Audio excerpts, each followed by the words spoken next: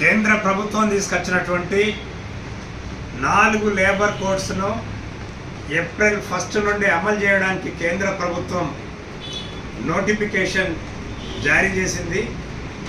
దీనికి నిరసనగా భారత కార్మిక సంఘాల సమాఖ్య ఐఎఫ్టియు జాతీయ కమిటీ దేశవ్యాప్త ఉద్యమానికి పిలుపునివ్వడం జరిగింది. ఆ రకంగా ఈ మార్చిలో 16వ తేదీ నాడు జిల్లా కలెక్టర్ కార్యాలయాల ముందు ధర్నా, అదేవిధంగా మార్చి 23 షాహిద్ భగత్ సింగ్ అమరుడైనటువంటి రోజున హైదరాబాద్ రాష్ట్ర రాజధానిలో ఉన్నటువంటి లేబర్ కమిషనర్ ఆఫీస్ ముందు ధర్నా. ఈ 2 కార్యక్రమాల్ని కూడా కార్మిక వర్గం పెద్ద ఎత్తున పాల్గొని విజయవంతం చేయాలి.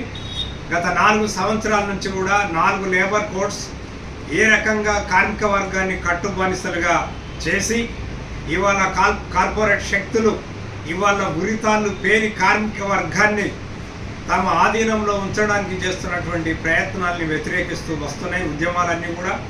కానీ కేంద్రంలో ఉన్నటువంటి భారతీయ జనతా పార్టీ నరేంద్ర మోడీ ప్రభుత్వం ఏమాత్రం కూడా లెక్క చేయకుండా కార్మిక సంఘాల విజ్ఞప్తిని, కార్మిక సంఘాల మనోభావాల్ని, కార్మిక సంఘ ఉద్యమాల్ని కూడా లెక్క చేయకుండా నిర్దాక్షిణ్యంగా ఏప్రిల్ 1 నుండి అమలు చేయడానికి పూనుకున్నాడు. దీన్ని భారత కార్మిక వర్గం, సింగరేణి కార్మిక వర్గం తీవ్రంగా మనం వ్యతిరేకించాల్సినటువంటి సందర్భం ఇది.